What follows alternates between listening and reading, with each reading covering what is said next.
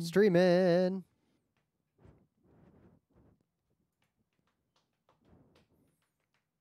Go to the dashboard. Looks good.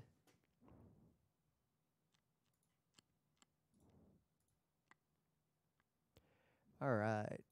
The singly Signon. Got an opening bit? Not really. All right, I can come up with one. I already used my internet doctor. Well, first things first.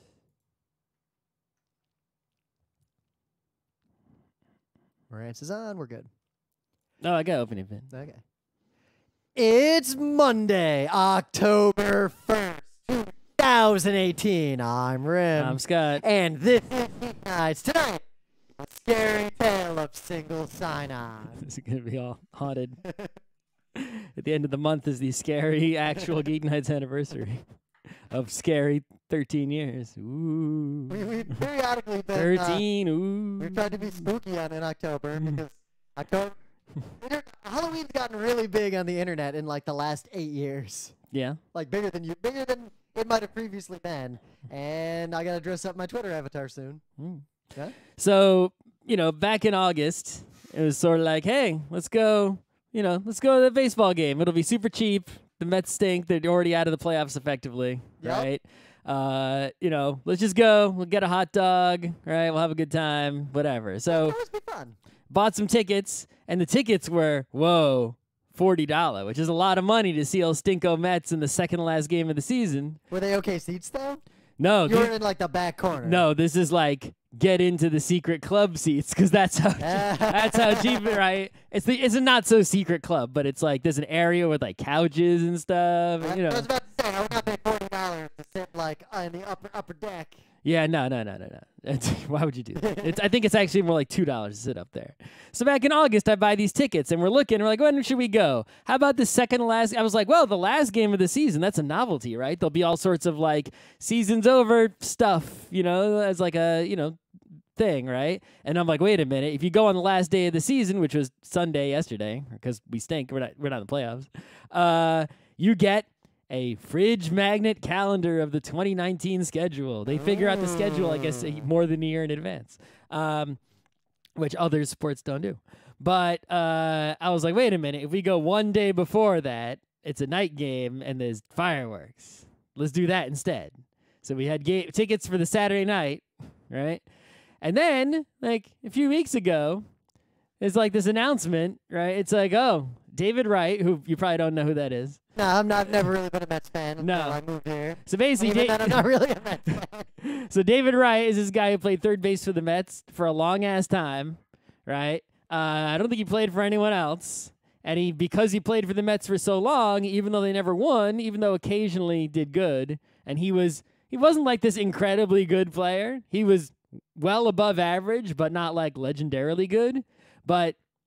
He played for the Mets for so long. He's got like all these Mets like batting record, the most hits of any Met, right, and all this, right? So he's like one of the best players the Mets have ever had. Most strikeouts as a Met.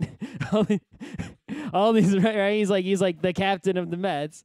But for the past like 2 years or so, he's been basically so injured that he's unable to play. So he's still a Met, but he just wasn't on the team. He was elsewhere. This year he was clawing his way back up like in the minors after sort of recovering kinda. But they announced like, oh yeah, all right, his career's over, he's gonna retire, but he's gonna come back for like a week, but he's only gonna start in one game. And lo and behold, that happened to be the game that we already had tickets to. The one game we bought tickets to randomly with the fireworks. The second to last. I don't know why he didn't make it the last game of the season. Second to last game. Maybe he was busy. I don't know. That's the day he chose. So, of course, what we thought was going to be like an empty ballpark, chilling, eating a hot dog, was crazy crowded with all sorts of ridiculous ceremonies and all kinds of nonsense, all kinds of people. I could have sold the tickets, actually, made a bunch of money. But, I wanted to see some fireworks, eat a hot dog. Yeah, that was your utility. Just a bonus on top of that. Right. So, meanwhile, we go to this game, and I'm like, ooh, the night market, which is just outside at the Science Center. Oh, yeah, I never go to that night market. It ends at midnight. I'm like, and it just started again because it closes during the U.S. Open. They can't have it then, right? And I'm like, ooh, this game's going to end. We're going to go. There was 0-0 until the game went to like the 13th inning. The game was just 0-0 the whole time. And I'm like, at what point? I've never been to a game with that many innings. I've been to a doubleheader, but that was 9-9. I mean, I was at a hockey game that had 2 OTs. I've been to 10th inning. I may have been to 11th inning. I've never been to 13th inning, and it's late at night, and I want to see this fucking. Normally, I could have just gone home, but there's fucking fireworks that I paid to see. So I'm like waiting. I'm like, at what point is it like, okay, this game is too long. I like it a game to end. I'm gonna go home early. But at one point, is it like, well, it's the 18th inning. This is legendary. I'm just gonna stay here, and maybe the sun will come up while I'm I feel still like there's a graph you can make of how excited you are about overtime, and it starts to drop off for a while, and eventually starts It's like to pick back up. I don't like a shootout in hockey, which starts this week, by the way. Yeah. Puck night. But you know, I appreciate the game ends. I can go home. Kind of like when we went to that first PAX and we were at the concerts and we're like super excited and they're going to go till 2 a.m. It's going to be crazy. And then 1 a.m. rolls around and we're fading. Yep.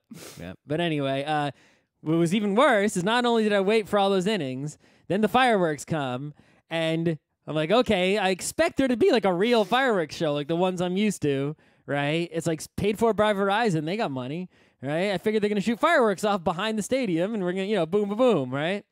No. That's not what happened.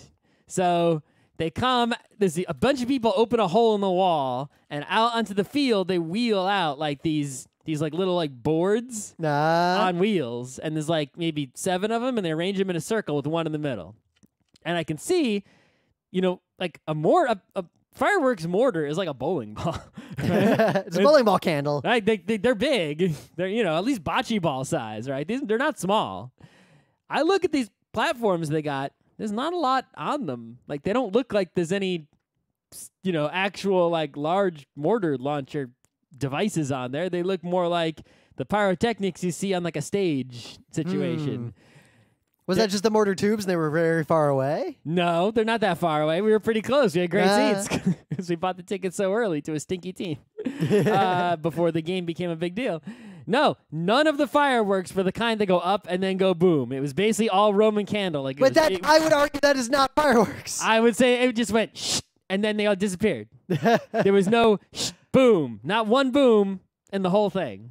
It was only pyrotechnics that went up, and also laser light show, and they also had them on the ring. Yeah, laser light shows. The roof of the stadium around the edge. Laser light shows were cool up until about 1985. Right. So it was and it was like a sing-along firework where they played many musics. That is not my kind of firework. No. And then the other thing that bothered me a lot is like all throughout the game and including the fireworks show.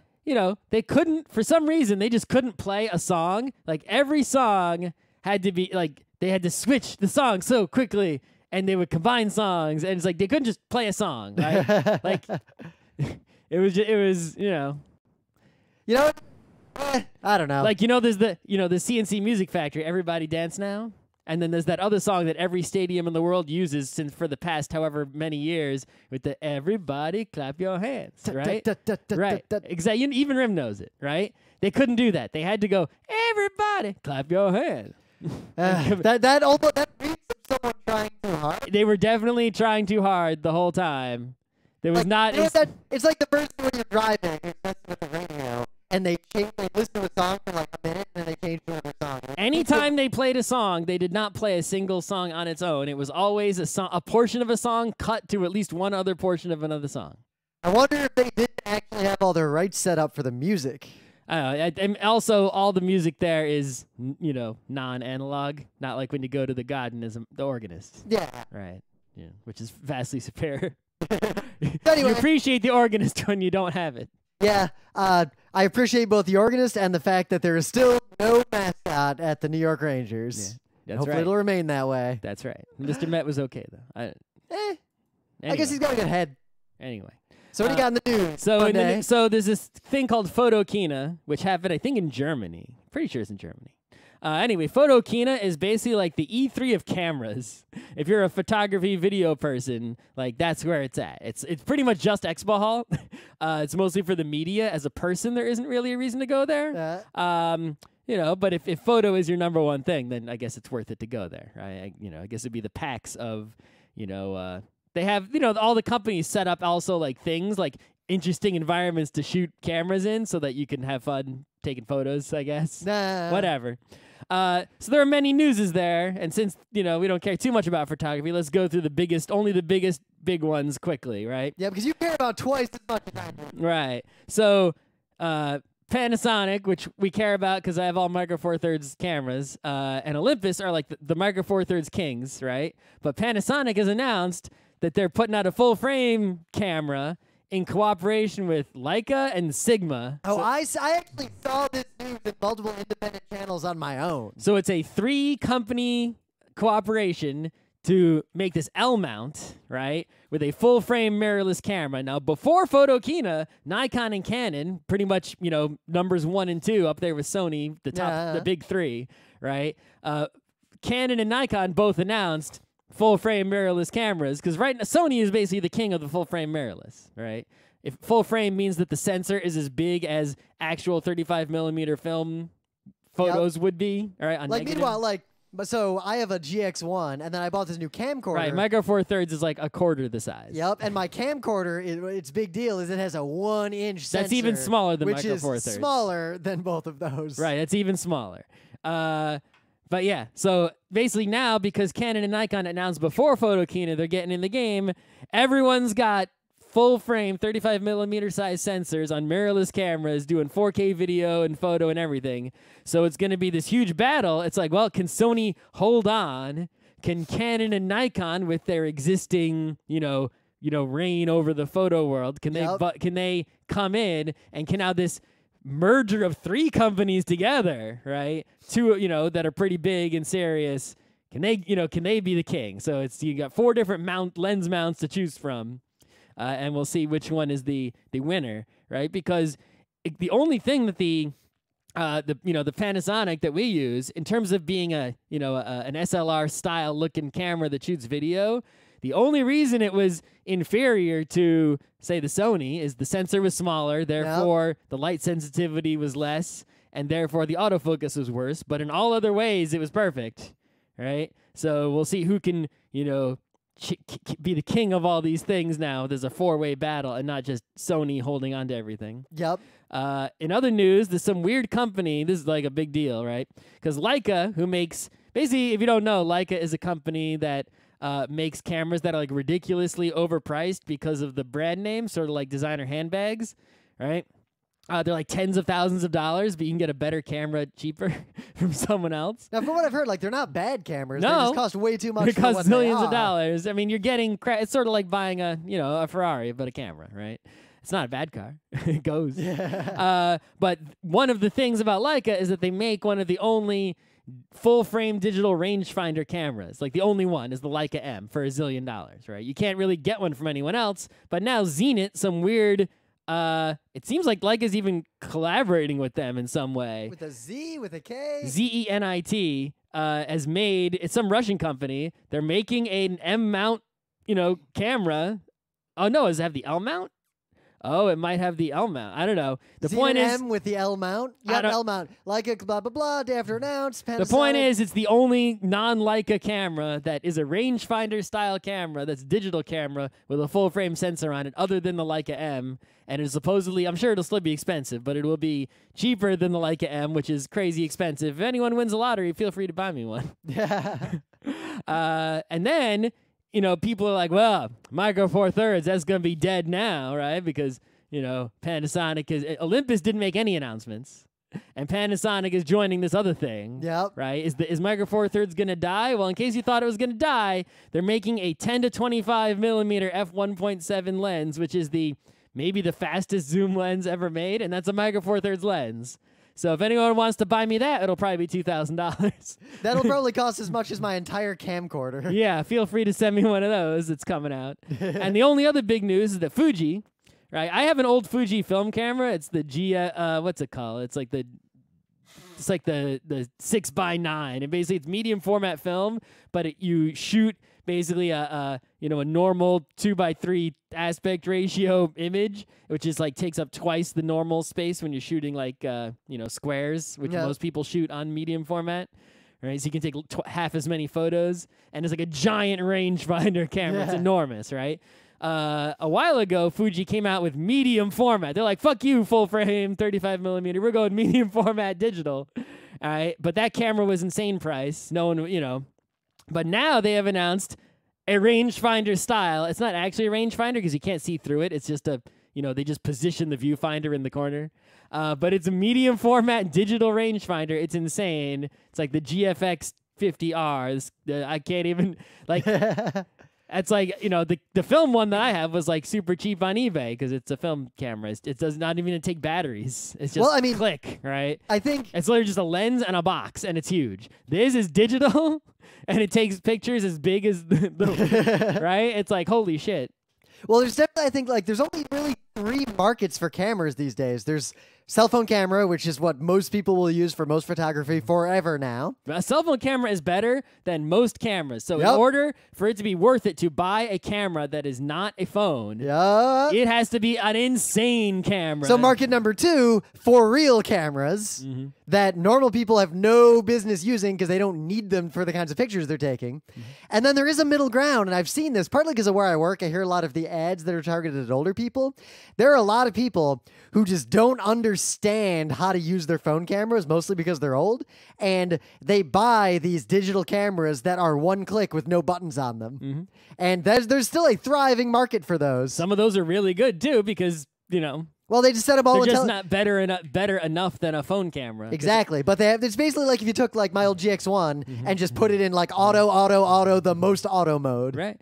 There's one more thing. This is really fascinating. For a long time, various companies tried to put out Android phones, mostly Android phones, because you can't make an iPhone, that had insane cameras on the back. Like, even the one I bought, like the big part of its advertising was the crazy camera. No. Look at like the Panasonic like CM1. Oh, the ones that have like that little lens. They have like a big ass zoom lens on the back of your phone, right? It's like an actual serious camera with a giant lens. Yeah, you don't need Many that. companies have tried to do that, and it's always failed because who wants to carry around this big stupid lens on the back of your phone all the time? Right? Just so when you take a picture, it'll be really good. Granted, even though I see so many people now sticking those giant suction pucks on the back of their phone to hold it easier. I don't understand those either. Yeah, like, I tried them out, and someone was like, oh, it'll change your life once you try it. You'll understand. No, yeah, I can't put my phone in my pocket anymore. Yeah, I took it off real quick. Anyway. I can make some GeekNights ones, though, if you guys want them. Zeiss, who makes great lenses, announces a ZX1 full-frame compact. So this is a camera where you can't change the lens. It's a compact camera, but it's full frame, so like, whoa, it's going to take crazy good pictures. It's a crazy good lens. It's a 35 f2, which is a lens that you can use. Basically, that's like the perfect all-around lens. And this camera is really interesting because instead of being a phone with a big-ass camera attached to it that you would carry with you everywhere, this is a camera, but on the back of the camera is basically a computer that's running Android. And you can have Lightroom, you can have mobile Lightroom installed in the camera. Hello, that's great. That's like fantastic. I can't believe that's like the greatest. I don't know why other companies are still using their like very limited, camera OSs and firmwares when you could just be putting Android on the camera and just have everyone have all the photo apps in their camra. I don't get it. That would be extra nice. This is the greatest. Why isn't I don't know why it's taken this long for even one company to do it. I feel like that should be the default that was established 5-10 years ago. Right? I'd have to use it though to see like how well the pipeline works because I'm assuming there's no special features of that OS of things like setting up an automatic pipeline. I imagine it would be just like having an Android phone. Only it would only have photo apps. And like when you turn it on, the camera app is automatically open. And it's just photo library and photo editing apps and nothing else. No web browser, right? But it would still have like Wi-Fi stuff, right? So you would still upload it would still do all the features of those photo apps would be there. But nothing else. Like you don't need a web browser on there. I guess you could have the web browser on there, but you would never use it, right? Yep. I mean, it's hard to see the market of who would actually use that. because I really want to use like my nice monitor and my big screen when I'm messing with my photos. And if I'm on the go, I really don't do anything to the photos. I just I'm like, sure tweak this thing them. won't be the cheapest. I'm sure it'll be probably thousands of dollars because it's got a really fancy, it's a full frame sensor, right? Yeah. And it's a really crazy good lens. But this would be like if you wanted to buy a camera to carry around with you every day to use for everyday better than cell phone photography, like this would be a great candidate. Or wait for version 2 of this. Yeah, I feel like wait for version 2, or at least wait for reviews is going to be the key here. Yeah, but it looks like that's crazy good. So in some other non-photography news, if you didn't notice, Facebook had a security breach. Dun dun dun. And every day as more information has come out, it's actually gotten worse and worse. Like this is actually a really, really big deal. Dun dun dun. And it's relevant to the main bit of the show because a big part of why Facebook breaches are such a problem, on one hand, you've got people putting tons and tons and tons of private information in there Dun dun. and just having it available for whoever's going to hack in and steal it. But two, a lot of people, a lot of organizations, a lot of schools, a lot of like local government shit use Facebook single sign-on. Yeah, like you'll go, I only use it, I think, with Spotify. So when I go to Spotify, instead of having to remember my Spotify password, I can just push the blue button that says log in with Facebook, and I'm logged in. Now, I can't say like, oh, I don't have a Facebook account, which I don't, so this doesn't affect me because I do the exact same thing with Google. Like, I use Google single sign-on for almost every account I have. I use it in a few places. Almost everything I do uses Google single sign-on at this point. In Spotify, I have a standalone account because I still don't have a Facebook account. But basically, this vulnerability, I didn't read all the full details yet, but it looks like the access tokens that would be used for like an app or another application to interact with your Facebook account were able to be collected and or stolen and then used later, which already implies a pretty serious like fundamental flaw in their model. And even worse, because OAuth doesn't have that flaw. I figured it was just OAuth. Though apparently I was reading OAuth has a few flaws as well. I found a bunch of articles. Not if you people... implement it correctly. Oh, yeah. I mean, people implement, things incorrectly all the time. It's like, oh, yes, my SSH that I wrote is flawed. Yeah, that just OpenSSH implements it properly. Well, it's like the people who said, oh, PGP is broken. No, PGP is not broken. Just PGP with MIME in your email client is broken. That particular PGP software that's called PGP is broken. That doesn't mean that the RSA algorithm of making public and private keys is broken. Yep. Well, yeah, it goes back to the fundamental point that most issues with security come down to either something is implemented improperly compared to even like basics documentation, or just bad operational security, like someone writes their password down somewhere or tells someone their PIN on the phone. But basically, anyone who used this vulnerability, which it's not clear if and how it was used, I would not be surprised if it had been used by, say, state-sponsored actors quite a bit, considering all the things that happened around the election and Facebook and everything. But basically, anyone who used this on your account could then use that to create or sign into accounts on anything else that's using Facebook single sign-on. And furthermore, it appears, based on some articles I was reading, that Facebook doesn't even have logging of when these tokens are used if the sessions are short, meaning less than a half an hour or an hour or so. So basically, we don't know and may never know how widely this was used, and it is a super, super egregious security flaw.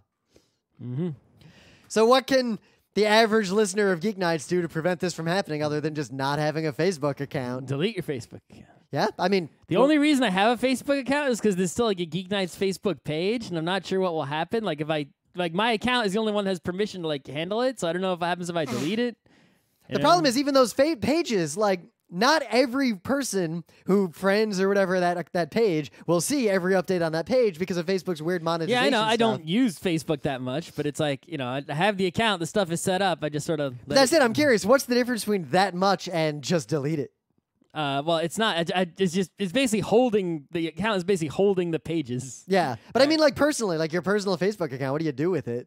I read other people's Facebooks. Why? A little bit. See, I just avoid even that. There's some idiot friends of ours who keep posting their stuff there instead of Twitter. Yep, I continue to try to force those people to just email me or use Twitter or Well, our own I think forum. the thing is like they're posting their things there, not because they're posting them there for their biological families to see. Yep. Right. At least I've seen the perception. Like, definitely people younger than us do not trust Facebook and do not use it, and it's the old person social media network. So I feel like the situation is going to over time correct itself. But yeah, almost everyone I know who posts a lot to Facebook is doing it because they know other people who are incapable of using modern social media. Usually like old relatives. Like even my brother, like he's not on any social media but Facebook. So like I never see what he's up to unless I just call him. And it's kind of weird. I think we killed enough time to go right into the main bit.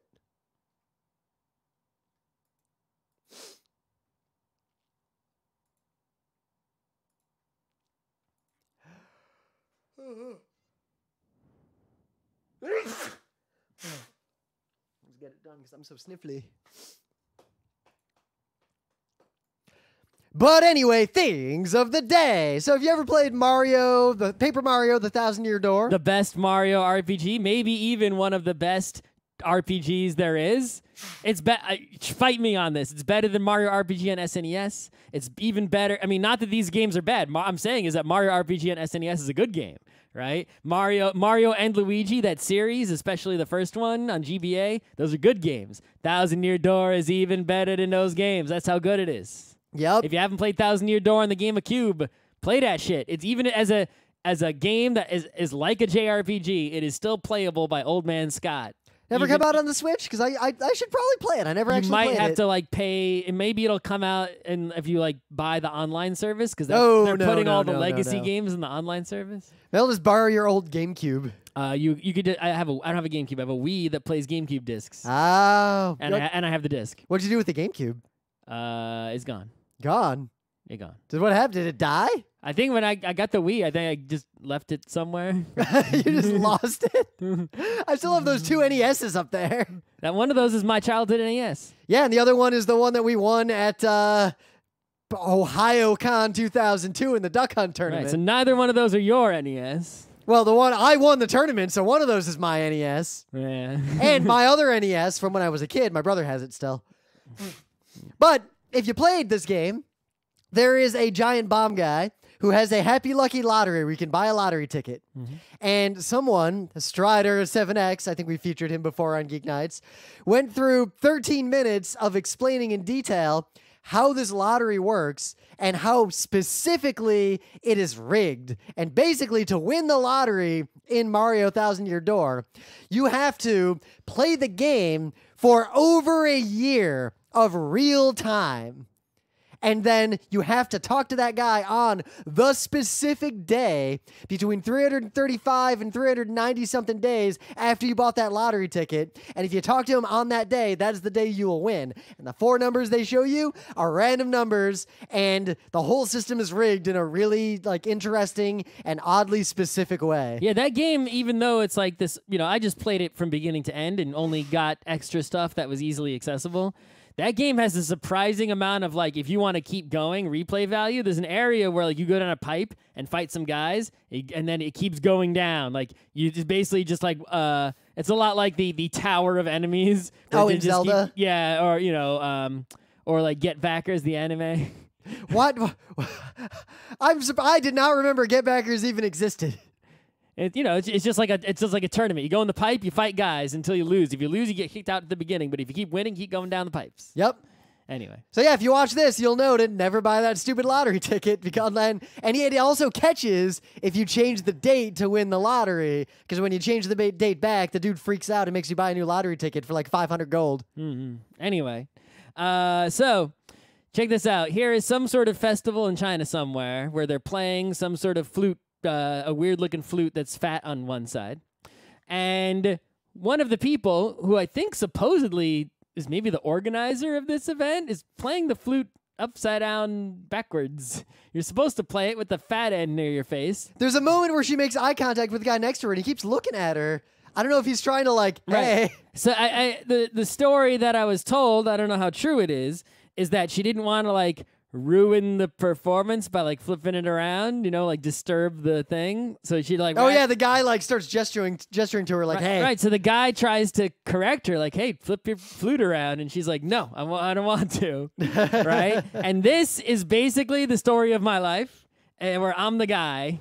Right. And like when you're biking over the bridge and you're like, hey, young child who's having trouble struggling up this bridge, if you just change that gear to be an easier one, this will be no problem for you. Hey, person who's obviously stronger than me and going slower than me. Why? But it's like, hey, kid who just ran into that Goomba, right? It's just like, press A. If you are wondering, right, as a recovering mansplainer, if you're wondering where mansplaining comes from, there is definitely mansplaining that is just outright, like you're telling wrong things to people, or if the unsolicited advice you're giving is an excuse to harass specifically, or the kind where there's the kind where someone's wrong, like where they go to the woman scientist and like, oh yes, did you know this and this? It's like, yes, I invented that. Right? There's that mansplaining, which I was not guilty of in the past. At least I hope not too guilty of in the past. But there is this kind where it's like you see someone doing something wrong. Right? Man or woman or other gender. But there's a key. Right? Objectively wrong. Exactly what I'm saying, right? You see someone doing something that you think or know is objectively wrong. They could be doing better, right? Not even just doing something completely wrong like this, but also doing something in a not as good way. Like maybe they're cutting something with a knife and you're a knife master and you want to show them your knife skills and help them out. Or maybe someone's holding their chopsticks wrong and they're getting food in their mouth, but you're like, listen, they got to be parallel. Don't cross the sticks. Right? And it's like you, on the one hand, it's like you don't want to be some joke going around telling people how to live their lives. But on the other hand, you see the frustration of this dude looking at this woman playing this flute upside down. That is the feeling that I have. That is why it is so hard to not mansplain even when I know what it is. So I watched a dude yesterday. I was doing a long run. I ran over the Queensboro Bridge, and there was a dude who was near the top, like walking his fixie up because he couldn't ride it up, and the pedals were moving. It was a full-on fixie. So you knew it was a fixie. Yep. So he's walking it. He's near the top, and he's about to get on it to ride down. So he passes me because he starts riding down.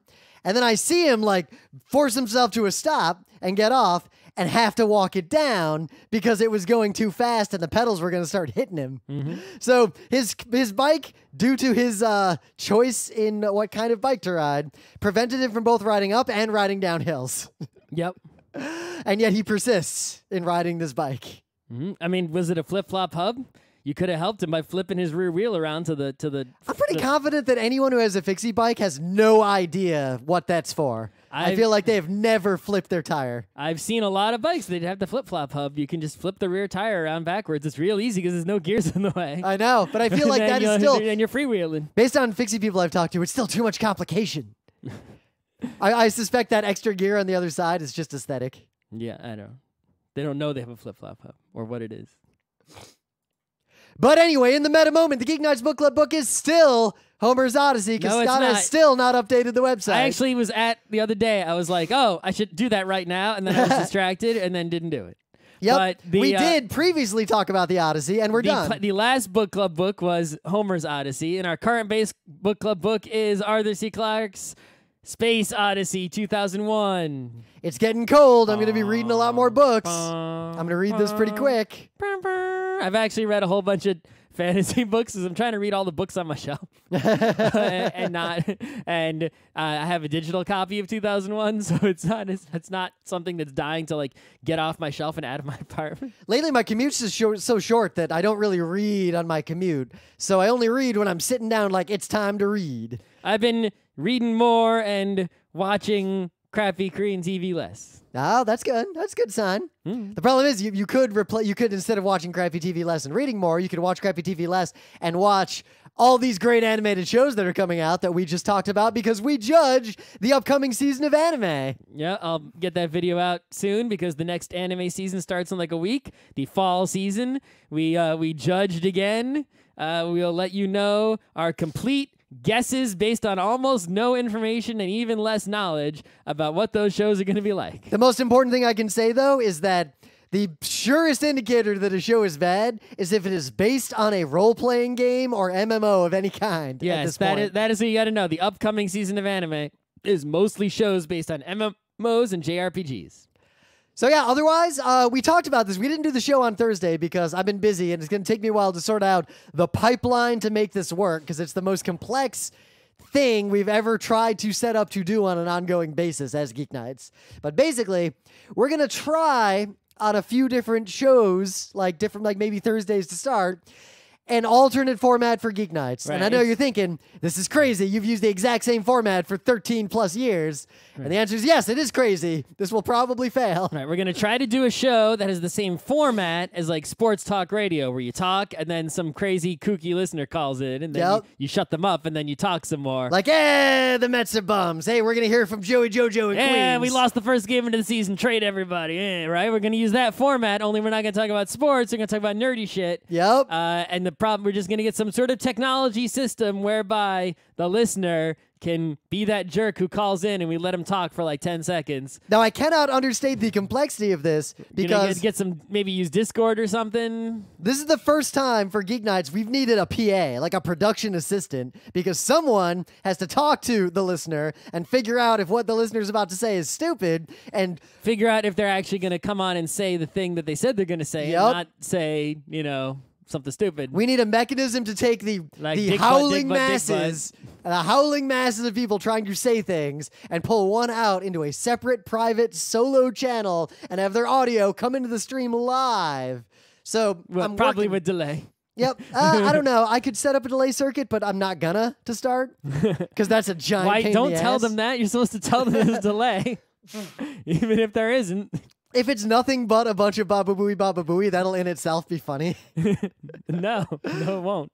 Partly because the kinds of person, like the person who will be listening to our stream, it's not like the old days where we did that Ustream, like we streamed ourselves live on the internet a long, long time ago. And for whatever reason, our stream ended up on the front page of that thing.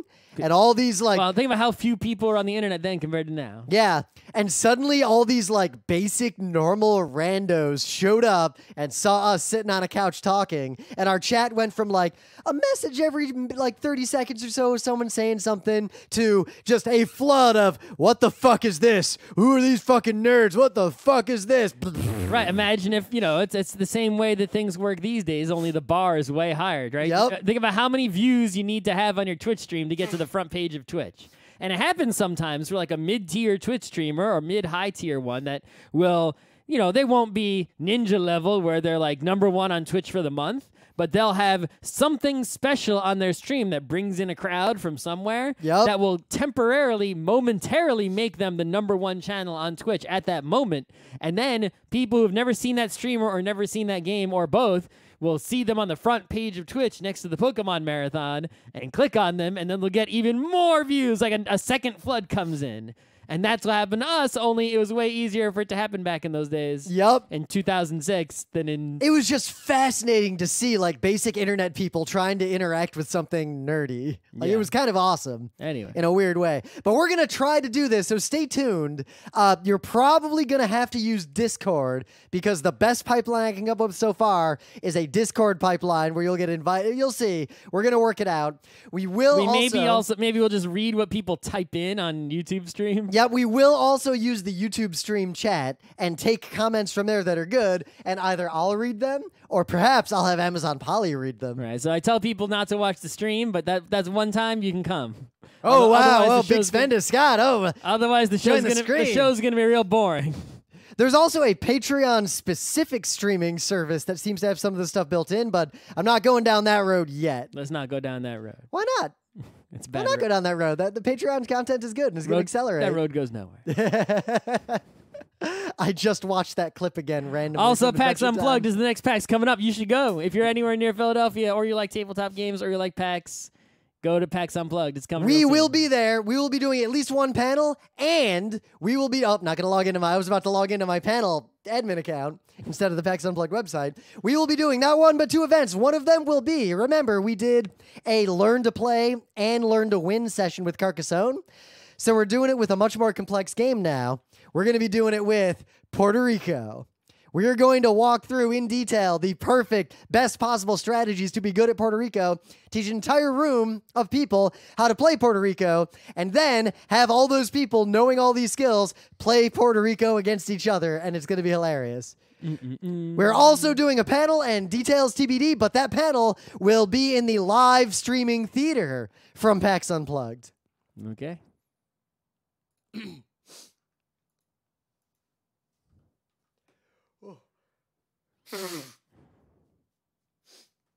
All right.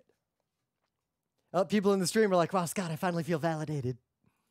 Why? Because they can join the stream. They can join the stream legitimately. If they're in the stream now, they're not validated. They're dum-dums wasting their time. They should come to just send questions to give us something to say and then go away because they shouldn't care. Not questions. It's not a question show. This is a comment show. Comment or question, doesn't matter. Anything that can give us material to work with so that we have things to say, but then they should leave and not listen to our answers or replies because they shouldn't give a fuck what two nerds from New York have to say. But you remember, the primary demographic... They should selfishly come and provide material for me to work with, some clay for me to form into a podcast. The primary but they demographic should not ever look upon what I sculpt from this clay. They should just give me free clay.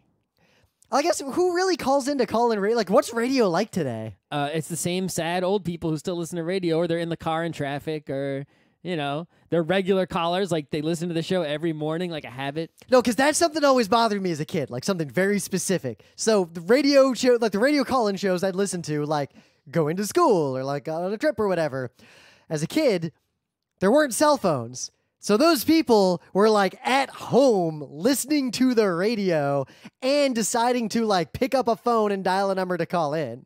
Like the people who were stuck in a car and radio is the only thing they had, they couldn't be the ones calling in. No, well, for example, like, you know, Grandpa wakes up, he goes in the kitchen to make breakfast, right? And he turns on the little transistor radio in the kitchen, tunes into the same channel every day or the same talk radio at the same time. It's like part of his routine, right?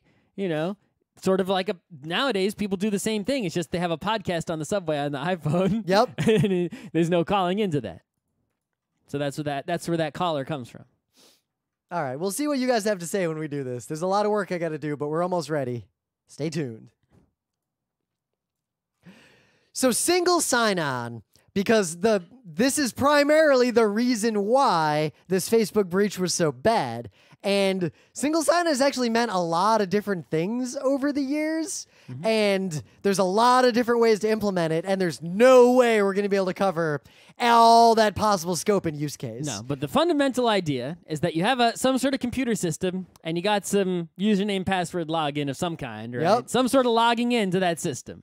Now, let's say you got a company, and your company has, you know, you got an HR system, you got an email, you got, what else you got? Some file storage systems. Yep. You got a bunch of systems at your company, and people got to make fucking username and passwords for all these fucking different things, right, that are not attached to each other. And you know what?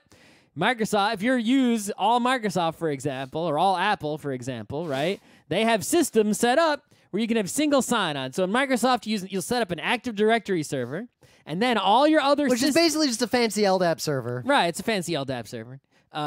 And you'll make all your employees' accounts on that Active Directory server.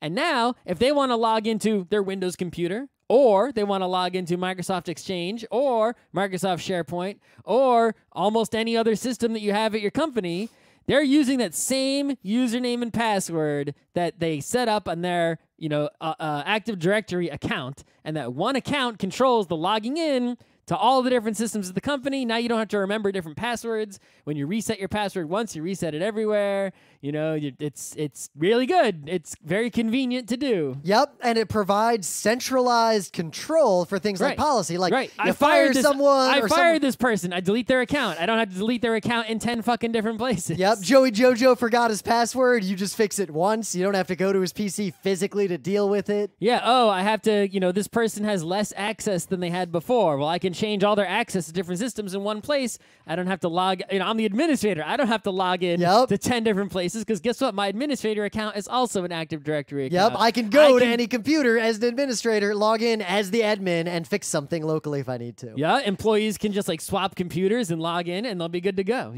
There's so many like convenient advantages to doing this, assuming your Active Directory set up properly, works properly, right? Your network is working, etc.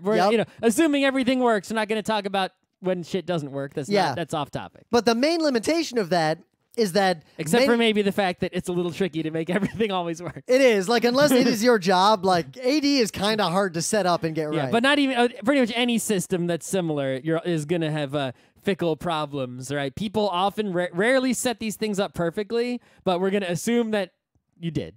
Yep. Good job. Now, the idea of this, in terms of like the span of the history of computing, is still actually relatively new. Like, early computers didn't have logons. You powered them on and they just process. Yeah, technically you could do this sort of thing with like Windows 3.11 for workgroups. That's the first Windows I had. I think you could do it with that, but you were lucky if you could, even Windows NT, Windows 2000, if you could set up this sort of single sign-on, man, you were killing it. Dude, like they had the feature, but if you could set it up properly in those days, you were ahead of the curve. You were like serious. Like almost no one could do it properly. That only existed in like big companies. Nowadays, people don't even always get it right? Yep. Even though it's much easier than it used to be. But nowadays, like, I didn't bother, but my NAS can run Active Directory. I could totally just have a domain in the apartment and like set up all sorts of cool admin stuff. I just don't care. There's no point. It's not worth it. But this isn't really the interesting stuff, because if you work for a company that's big enough, they're just going to set this up. The side effect is a lot of times there'll be a system that doesn't integrate that well with that single sign-on. Oh, no. Like proprietary application. Like, you can't tell Steam to use your Active Directory server to log someone on. Right. Or even if you could, like a lot of times you just don't.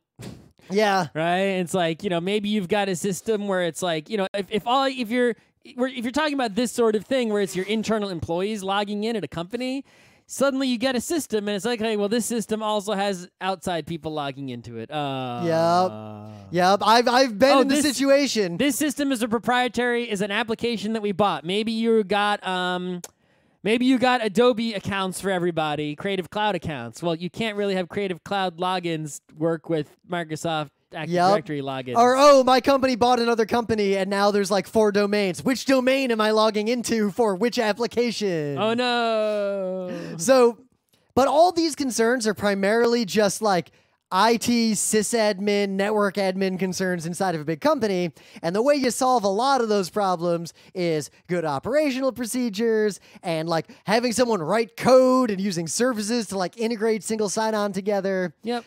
If you're an employee at a company who's not the IT person, then you're not even aware. You might just think it's natural that, I need a different username and password for everything, or it's natural, I use the same username and password for all the things, right? And like you might not know that there could be a better or a worse world. You're just used to what you have. And it's not your job to do anything about it either. So if you're an IT person, well, then you need to know about these things. Hopefully you'd set them up properly. Good job. Two things that have changed that make this a little more interesting conversation that's kind of sort of outside of the enterprise now is that, one, the web has a lot of things on it now. Oh, yeah.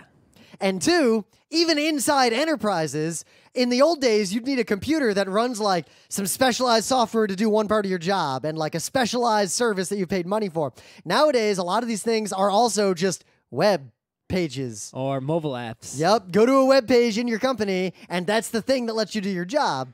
So web single sign-on and web service single sign-on is probably the most important area we could talk about, the most common and the most relevant to what happened at Facebook. Right. So the first kind of web single sign-on there was sort of like your company has an Exchange server set up, but there's a web gateway. Yep. So you go to the website for Exchange or Oracle or something, but then you use your company login to get in, even though it's a web page. But it's like an internal your company web page, like webmail.yourcompany.com or something. And you got a VPN before you can browse to it or something like that, right? So those aren't really any different. The next thing that happened that no one remembers, which is still sort of a thing, but you won't know it. Like back in the day, you had to know it. Now you don't, even though it might still be underground somewhere, is OpenID.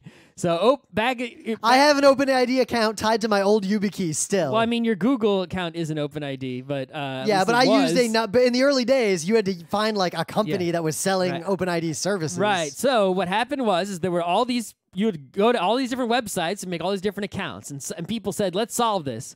We'll make OpenID servers. You make an account on the OpenID server, then you go to a web page, and instead of making a new account there, you just say, "Hey, give me a new account. This is my OpenID." And then the web page, their server, say GeoCities. I don't think GeoCities ever supported OpenID. No. I'm just using them as an example, right? In fact, in that era, almost nothing supported OpenID, so I had one, and I could only use it on like one website. I'm just using GeoCities as the example, right? Yeah. But GeoCities, you would go there, say, "I want a new account." The GeoCities server would then talk to your OpenID server. Your OpenID server, you would then go to it and log in and prove that you could log in. And then there'd be sort of this triangle formed, right, between you, the website you want to make an account on, and your OpenID server. And they would and now you would be able to log in to the new site with your OpenID cookie or whatever. It's basically a delegation of the credentials. So you're saying this other guy has the credential to prove that I'm me, so trust that credential.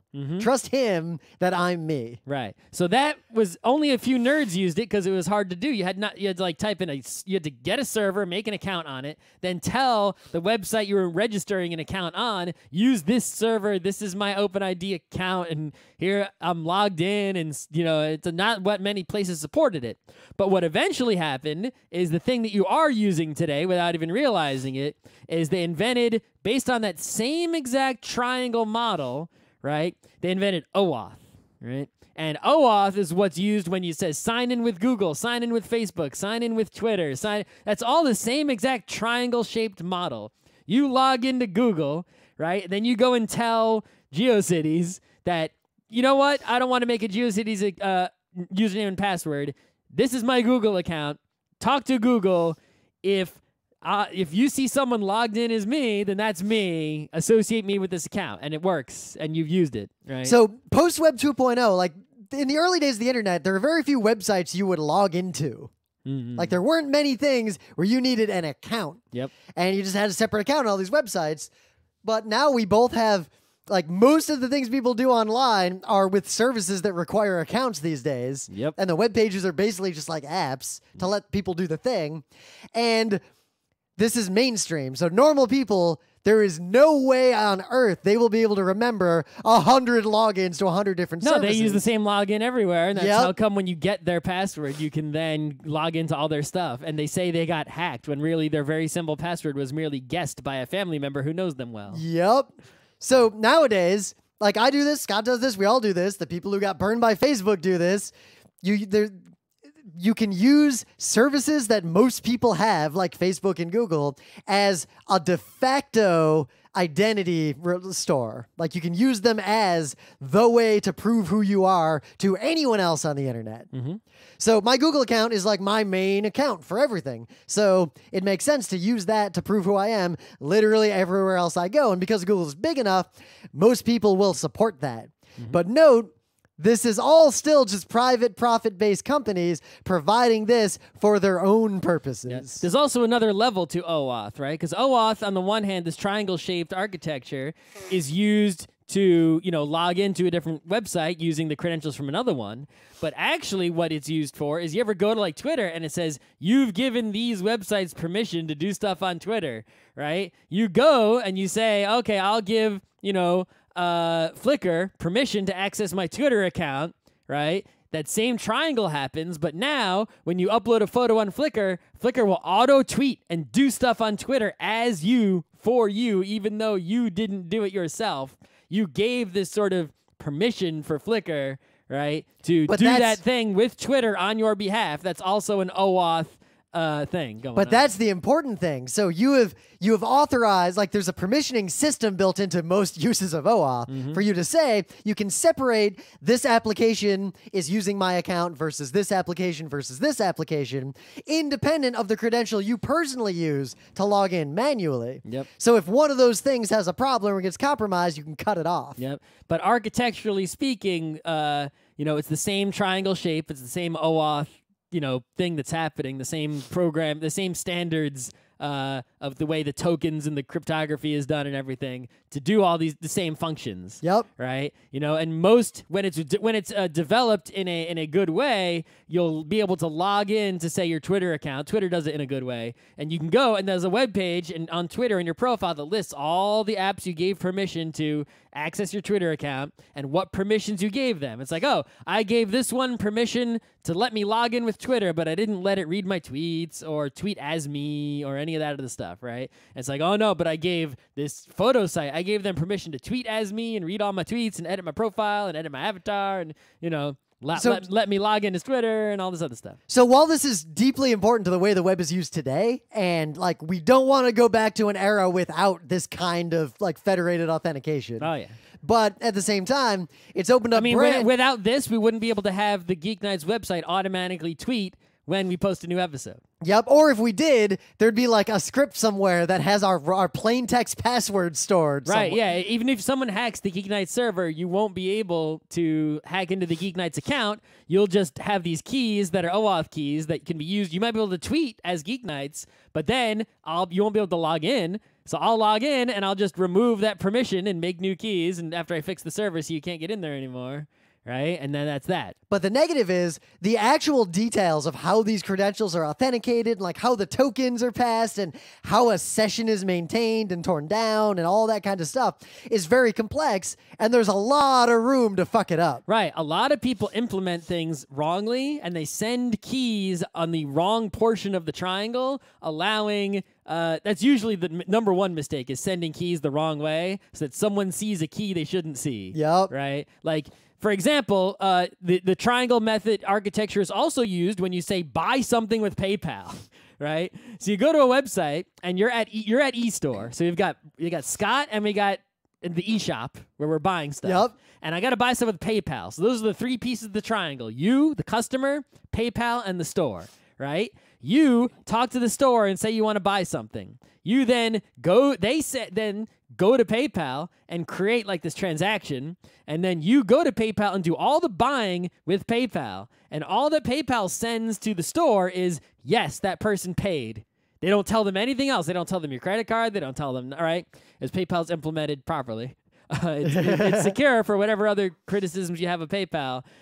They implemented their technology of purchasing things correctly. At least as far as we can tell. Yeah, no, I've done a lot of PayPal API implementations. Oh, okay. At least from the eShop side. Anyway, and then you go back to the website with the store, and the store recognizes that you're that person, and it recognizes that you paid, and then it says, congratulations, we're going to send you this product, right? If you fuck this up, right, if you're the person making the eShop, you might say, send a customer some of those tokens that you were sharing with PayPal, and now your customer can now see all these other PayPal things that happened with your account because you've sent them a thing you shouldn't have sent them, right? And this is a general concern. You didn't understand what was going on. This is a general concern in APIs. People very easily will send metadata they shouldn't, either because they're not paying attention or they don't understand what that metadata could be used for by a nefarious actor. Right. I guess, they could use I guess if I had your PayPal keys, I could start charging people money and the money would go to you.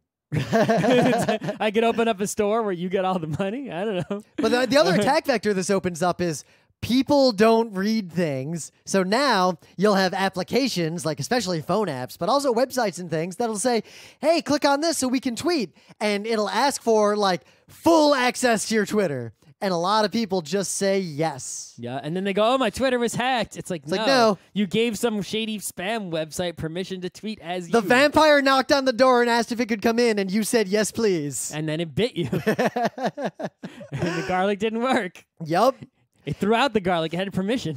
But at the same time, the other vulnerability is that you've basically delegated this trust such that there's one single point of authentication. So in my case, Google.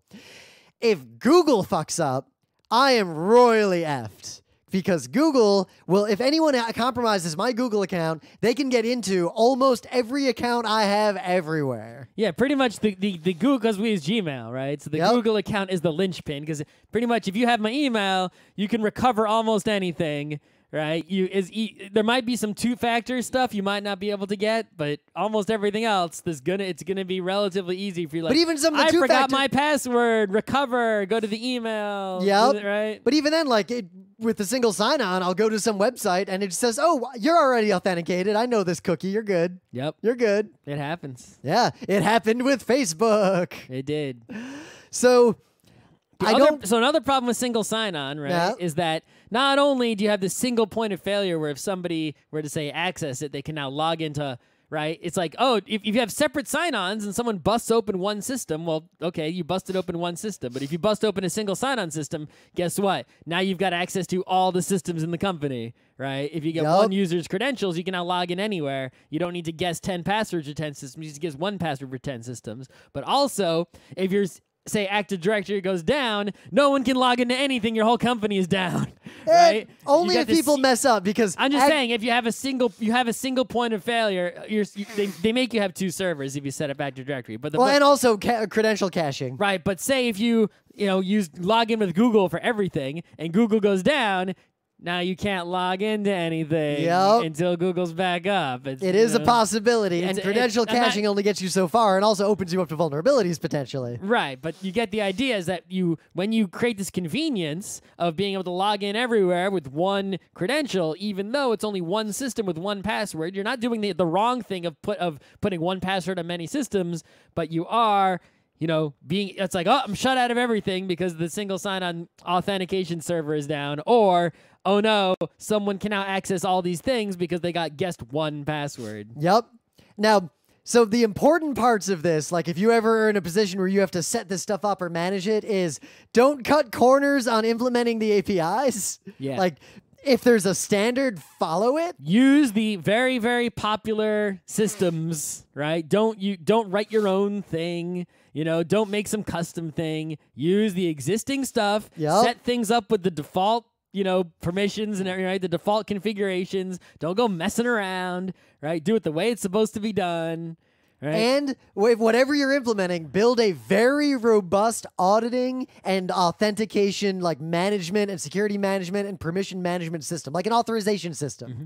You need to have that locked down and set up right to let people troubleshoot if something goes wrong and something gets hacked, which Facebook might not have done. Mm-hmm. So, for example, like if you're adding PayPal to your website, you'll notice that when you go to PayPal's documentation, they've got like multiple different tiers of like how good are you at technology, right? And the first tier is like literally copy and paste this code into your page. It'll make a button that lets people buy stuff. Yeah. Use that. Don't go messing around with the higher levels of actually using the PayPal API unless you're super confident that you understand absolutely everything that it's talking about, right? It's like you should use one level dumber than you feel you could get away with. It's like you might be able to successfully implement that PayPal API, but don't, right? Don't unless you are like 100% understanding absolutely everything, right? If you feel like you could use the even more difficult one, no, go back one level lower, right? Don't use the level you can do. Use one level easier. Now, at least one good thing, though, is that there was an era with Facebook where this started to pick up, where a lot of schools and like places like government things or places where people have no choice but to interact were requiring single sign-on. They wouldn't let you make your own account, and they'd only let you make an account with Facebook.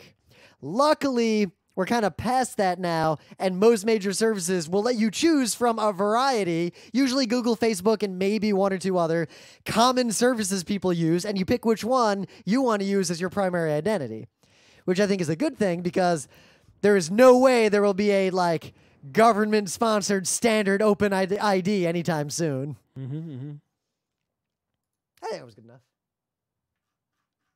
We went an hour. Okay.